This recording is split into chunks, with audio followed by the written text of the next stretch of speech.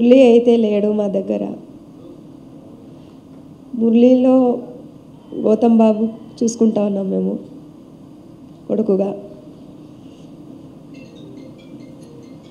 అయిపోయి మాట్లాడతాను. మురళి వాళ్ళ డాడీ మళ్ళీ నేను మాట్లాడతాను.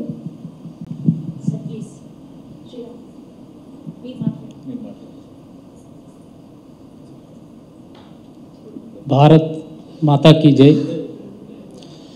మన మురళీ నాయక్ ఆపరేషన్ సింధూర్లో మన భారతదేశం కోసం మన ఆపరేషన్ సింధూర్లో ఈరోజు చిత్తంగా పోరాడి ఈరోజు మన మురళీ నాయక్ గౌతమ్ బాబు ఒక మురళి గురించి జీవిత చరిత్ర ఒక మూవీ తీయాలని మమ్మల్ని బొంబాయిలో ప్రోగ్రాంతో పోయింటమండి, అక్కడ నుండి మేము పిలిపించినాడు.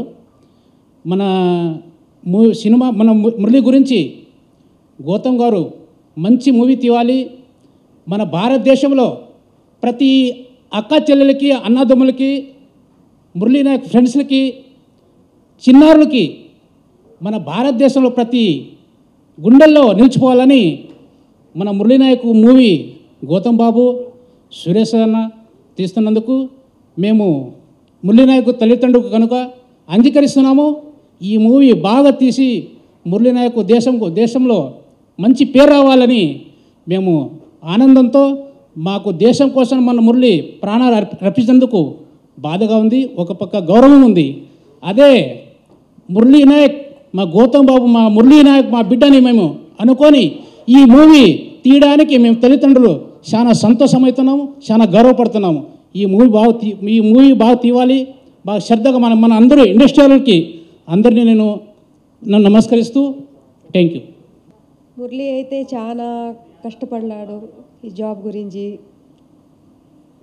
ఈ ఆర్మీ జాబే కావాలని చాలా కష్టపడ్డాడు. మేము బాంబేలో ఉండి కష్టపడి చదివించినామురా, ఈ జాబ్ వద్దురా, వేరే జాబ్ తీసుకున్నా కూడా నాకు వద్దు అమ్మా, నేను పోతే కూడా నేను జాబ్ చేస్తే కూడా భారత్ సేవ చేయాలని పోయినాడు. చచ్చినా బతికినా అదే నా జాబు ఇట్లని కోరిపోయినాడు. భారత్ కోసం అంతగాని వాసపడతా ఉన్నావురా, నీవు ఎట్లు చెప్తే ఎట్లు నీ మాట ప్రకారమే నడుస్తామరా, దేశం కోసం నీవు అంతగా భారతదేశం కోసం సేవ చేస్తామని చెప్తా ఉంటే మేము కూడా సపోర్ట్ ఇచ్చినాము, పోనాన్న ఇట్లని ధైర్యం ఇచ్చి పంపించినాము. అయితే సినిమా గౌతమ్ బాబు సురేష్ సార్ సినిమా తీయాలని మేమే సపోర్ట్ చేసి భారత్కి ఇంకా పేరు రావాలి ఇట్లని చెప్పినాము. గౌతమ్ సార్ నా కొడుకే సార్ అన్నా, కానీ మురళి కూడా నాతో అంటా ఉండే, జ్యోతి మేడం అన్నా కూడా నేను కూడా మురళి సార్ అని చెప్తా ఉంటే, కానీ నీకు కూడా ఇట్లే చెప్తా ఉన్నా నాన్న, సరేనా, ఇంకేం మాటల్లో వస్తా లేదు, సరేనా. గొప్పగా ఈ సినిమా బాగా రియల్ హిట్ కావాలని నేను కోరుకుంటా ఉన్నాను. ఆ రోజు మే 8వ తేదీ రాత్రి ప్రాణాలు మన దేశం కోసం అర్పించేందుకు ఒక 2 రోజుల తర్వాత సురేష్ సార్కి లండన్లో అక్కడ చూసినాడు మురళి గురించి. అతను అట్లుంచి మన గౌతమ్ బాబుకి చెప్పినాడు. గౌతము మన మురళీ నాయక్ ఆసామాసంగా ప్రాణాలు మన దేశం గురించి ప్రాణాలు త్యాగం చేసినాడంటే, హీరో అంటే గొప్ప రియల్ హీరో మన మురళి, అతని గురించి మనం మూవీ తీయాలని మన గౌతమ్ బాబుకి సురేష్ అన్న చెప్పినాడంట. అదే ప్రకారంగా మొన్న ఆగస్టు 15న మేము బొంబాయి పోయింటమే. ఉత్తర భారత సంఘ్ అంటే మన భారతదేశంలో పెద్ద దేశం, అది జనాభాలో. అలాంటి వాళ్ళు వేలాది మంది మురళి గురించి సన్మానం చేసి అతని గురించి దేశం గురించి త్యాగం చేసినందుకు అతని మాటలు వింటూ ఉంటే మాకు ఒక పక్కన దేశం గురించి మన ప్రాణ మురళి అర్పించేందుకు ఒక పక్కన గౌరవం ఉంది, ఒక పక్కన మాకు బాధగా కలిగింది. కానీ అలాంటి భారతదేశంలో ఉత్తర భారతదేశంలో గొప్ప దేశం, ఆ ప్రజలే మురళి గురించి ఇంత అభినందన ఇంత గౌరవిస్తున్నందంటే మన మురళి మూవీ తీస్తే మన భారతదేశం ఇంకెంత గౌరవపడాలని నేను చాలా గౌరవంగా నేను గట్టిగా అంటున్నాను. మన మురళి గౌతమ్ బాబు మన మురళి నా కొడుకే అని భావించి ఈ మూవీ తీయాలని, ఈ మూవీ సక్సెస్ఫుల్ అవుతుందని మా మురళి తల్లిదండ్రులు మా ఆశ, మా కోరిక. జై హింద్. జోహార్ మురళీ నాయక్. జై హింద్, జై భారత్, జై మురళీ నాయక్. సో ముందుగా ఇక్కడికి వచ్చిన పాత్రికేయ మిత్రులకి అండ్ ఇక్కడ టీవీలో చూస్తున్న వారికి, యూట్యూబ్లో చూస్తున్న వారికి అందరికీ నా థ్యాంక్స్. ఎందుకంటే this is not just a film, this is the story of A real hero. So ఇలాంటి కథలు చాలా చాలా రేర్గా వస్తాయి మన ఇండస్ట్రీలో. అండ్ మెయిన్లీ దీంట్లో ఉన్న నాకు మెయిన్లీ నన్ను చాలా చాలా అట్రాక్ట్ చేసిన పాయింట్ ఏంటంటే, ఇప్పుడు వరకు ఒక్క తెలుగు సోల్జర్ మీద కూడా ఒక బయోపిక్ రాలేదు. So this is the first ever biopic of a Telugu soldier. And this is not just a Telugu film, we're shooting it in Telugu, Hindi, Tamil, Kannada, Malayalam. అండ్ ఇంకా మాకు సోర్సెస్ దొరికి ఇంకా మేము పై స్థాయికి వెళ్ళగలిగితే దీన్ని ఇంకా పై స్థాయికి తీసుకెళ్ళాలి, ఇంటర్నేషనల్ కూడా తీసుకెళ్ళాలని చెప్పేసి మేము ప్లాన్ చేస్తున్నాము. సో నేను యాక్చువల్లీ నా last film solo boy trailer launch అప్పుడు పేరెంట్స్ని, మురళీ నాయక్ గారి పేరెంట్స్ని పిలిచి వాళ్ళని సన్మానించి, సో ఫస్ట్ టైం నేను వాళ్ళతో ప్రాపర్గా 1-to-1 ఇంటరాక్ట్ అయింది అప్పుడే. సో ఆ మూమెంట్లో ఇంటరాక్ట్ అవుతున్నప్పుడు నాకు అంటే స్టేజ్ మీద నేను వాళ్ళతో మాట్లాడుతున్నా, నాకు ఒక కైండ్ ఆఫ్ నేను తెలుసుకున్నా అంటే మురళీ నాయక్ ఎవరు, అసలు ఎక్కడి నుంచి వచ్చాడు. సో అవన్నీ డీటెయిల్స్ తెలుసుకున్నప్పుడు ఒక నిరుపేద కుటుంబం నుంచి, అంటే మన గోరెంట్ల మండలంలో సత్యసాయి జిల్లాలోంచి ఒక నిరుపేద కుటుంబం నుంచి వాళ్ళ పేరెంట్స్ కన్స్ట్రక్షన్ వర్క్స్ చేసుకుంటూ వాళ్ళ కొడుకుని, ఒక్కడే కొడుకు, సో ఆయనని చదివించి ఒక పెద్ద స్థాయికి తీసుకెళ్ళాలి, మమ్మల్ని ఫ్యూచర్లో బాగా చూసుకోవాలని చెప్పేసి ఎన్నో కలలు కని, సో ఆయనని ఎంతో కష్టపడి చదివించిన తర్వాత సో మురళి గారికి ఒక సీడ్ ఎక్కడి నుంచో ఏర్పడింది, ఆర్మీలోకి వెళ్ళాలి, ఈ దేశం కోసం సేవ చేయాలి అని. He's just 22 years old. అంటే నాకంటే కూడా వయసులో చిన్నోడు, మీకంటే కూడా వయసులో చిన్నోడు, ఇక్కడ ఉన్న చాలామంది కంటే వయసులో చిన్నోడు. ఇప్పుడు ఒక యంగ్స్టర్స్ మనం ఇప్పుడు చూస్తుంటే అందరూ వాళ్ళ సెల్ఫిష్ రీజన్స్ కోసము లేకుంటే ఏదో ఒకటి సాధించాలి కెరియర్లో అని వాళ్ళకి వాళ్ళు బాగుపడాలని కోరుకుంటున్నారే తప్ప very few people are fighting for our country. And అట్లా ఉన్న ప్రతి ఒక్క person they are the real heroes. So వాళ్ళు అక్కడ బార్డర్లో ఫైట్ చేయడం వల్లనే మనం ఇక్కడ ప్రశాంతంగా ఊపిరి పీల్చుకోగలుగుతున్నాం. ప్రతి ఒక్క వ్యక్తి మనం ఇక్కడ ఇలా ఇంత సంతోషంగా, ఇంత హ్యాపీగా మన ఫ్యామిలీస్తోని మనము మన గుండెల మీద చేయబెట్టుకొని మనం బ్రతకగలుగుతున్నామంటే అక్కడున్న ప్రతి ఒక్క సోల్జర్ కారణం దానికి. సో ఈ film it's not just Murali Naik గారి స్టోరీ ఒక్కటే కాదు. ఈ ఫిలిం త్రూ మేము ఒక మెయిన్ పాయింట్ ఏం టచ్ చేద్దాం అనుకున్నామంటే, ప్రతి ఒక్క యంగ్స్టర్ చూసే ప్రతి ఒక్క యంగ్స్టర్ అసలు దేశం అంటే ఏంటి, దేశభక్తి ఎందుకు important. Because we're one of the biggest democracy in the world. India is one of the biggest democracies in the world. So ఇన్ని 100 కోట్ల జనాభాని కాపాడుతున్న ఆర్మీ ఎంత స్ట్రాంగ్గా ఉంటుందో మీరు జస్ట్ ఊహించుకోండి. Indian army is one of the finest, Indian army is one of the bravest, Indian army is one of the toughest army to fight with. And mainly మన మోదీ గారు గవర్నమెంట్ వచ్చిన తర్వాత, సో ఫర్ ఎగ్జాంపుల్ మనం పాస్ట్లో చూసుకుంటే Uri operation కానీ లేకుంటే operation Sindoor కానీ, so these are one of the major milestones in Indian politics.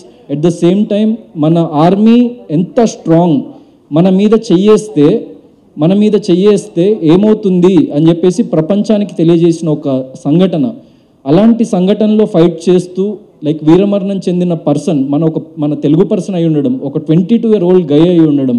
So ఇవన్నీ చూస్తుంటే నాకు అసలు ఇలాంటి స్టోరీ కదరా మనం చెప్పాల్సింది. సో రెగ్యులర్గా ఫిక్షనల్ సబ్జెక్ట్స్ డైలీ అంటే నేను కూడా నా ఫర్దర్ సబ్జెక్ట్స్ అంటే నేను చెప్తున్నా, నాకు ఇంకో 25 ఏళ్ళు నేను ఈ ఇండస్ట్రీలో ఉండి నేను సినిమాలు తీసినా ఇంత గొప్ప సబ్జెక్ట్ నాకు వస్తుందని నేను అనుకోవట్లేదు. సో అంత పవర్ ఉన్న సబ్జెక్ట్ డెఫినెట్లీ ఇది జనాల్లోకి తీసుకువెళ్ళాలి అన్న ఒక సీడ్ నాకు స్టార్ట్ అయిన తర్వాత వాళ్ళ పేరెంట్స్ని కలిసి నేను ఇది వాళ్ళకి ఎక్స్ప్లెయిన్ చేయడం జరిగింది. వాళ్ళు వితిన్ వన్ మూమెంట్ ఏం ఆలోచించకుండా ఖచ్చితంగా మీరు చేయండి, మాకు ఎలాంటి డబ్బాస లేదు, మీరు నా కొడుకుని ఉన్నట్టుగా మీరు ఈ దేశానికి పరిచయం చేయాలి. ఈ దేశానికి తెలిసింది 1% ఆయన ఆ ఒక్క ఈవెంట్ మాత్రమే తెలుసు మురళీ నాయక్ లైఫ్లో. ఈ దేశానికి ఆయన జీవితంలో చాలా ఉంది అని చెప్పేసి ఆయన కథ మాకు చెప్తుంటే నాకు కన్నీళ్ళు ఆగలేదన్నమాట. సో అలాంటి గ్రేట్ స్టోరీని మేము ప్రజెంట్ చేయాలని చెప్పేసి అనుకుంటున్నాము. సో దానికి మీ ప్రతి ఒక్కళ్ళ సపోర్ట్ కావాలి మాకు, ప్రతి ఒక్క మీడియా పర్సన్ సపోర్ట్, ప్రతి ఒక్క తెలుగు రాష్ట్రాలు, మన ఇండియా వైడ్లో ఉన్న ప్రతి ఒక్క వ్యక్తి మాకు ఈ మూవీకి సపోర్ట్ చేయాలి. ఎందుకంటే this is not a fictional subject, this is not a normal subject, he's the real hero. So Murali Naik లాంటి సబ్జెక్ట్ మేము తీసుకొని ఇక్కడికి వచ్చి లైక్ ఇది జరగడానికి మెయిన్ కారణం సురేష్ బాబు గారు. సో ఆయన లైక్ కన్స్ట్రక్షన్ ఫీల్డ్లో, ఐటీ సెక్టర్లో లైక్ ఎంతో లైక్ ఉన్నత స్థాయిలో ఉన్నారు ఇప్పుడు.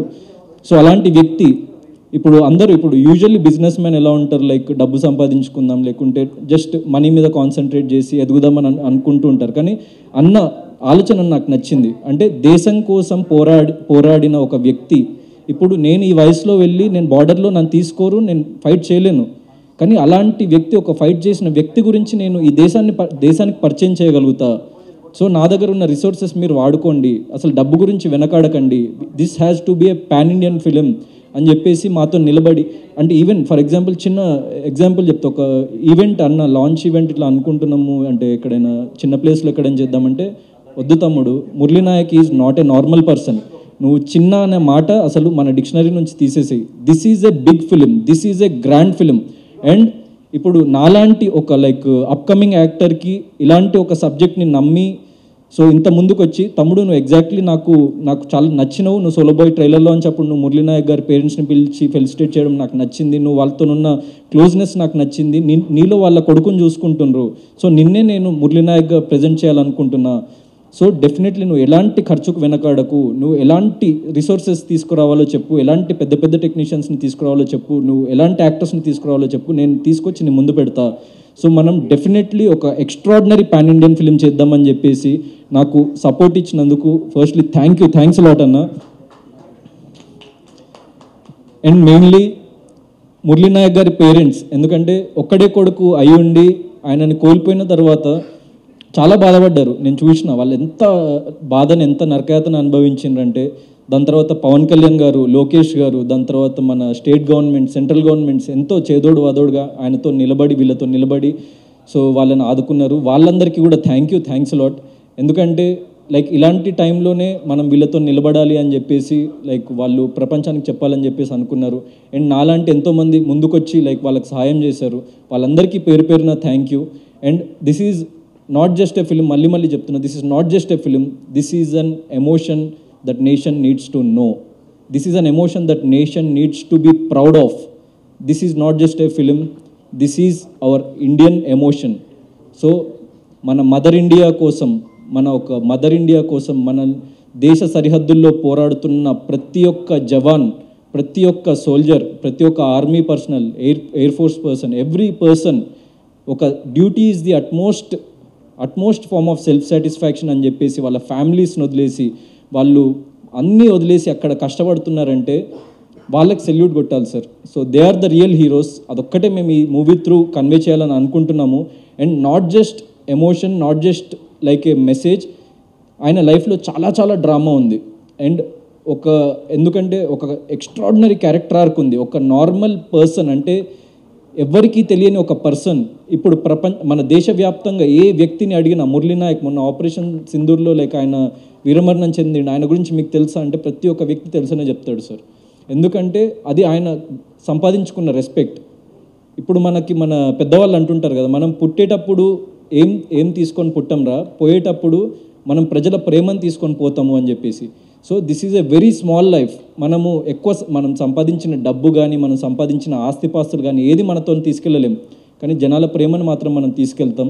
అండ్ ఆయన లైక్ ఈ ప్రపంచంలో ఉన్న ప్రతి ఒక్క వ్యక్తి గర్వించే ఒక పని చేసిండు. అండ్ మన దేశంలో ఉన్న ప్రతి ఒక్క వ్యక్తి ప్రేమని సంపాదించుకున్నాడు. సో అలాంటి క్యారెక్టర్ నేను చేస్తున్నందుకు I'm very honoured and I feel very responsible. And నేను డెఫినెట్లీ మీకు మాటిస్తున్నా, I will live up to it. And మీకు ఖచ్చితంగా ఒక ఎక్స్ట్రాడినరీ పాన్ ఇండియన్ ఫిల్మ్ ఇవ్వబోతున్నాం మేము. Thank you.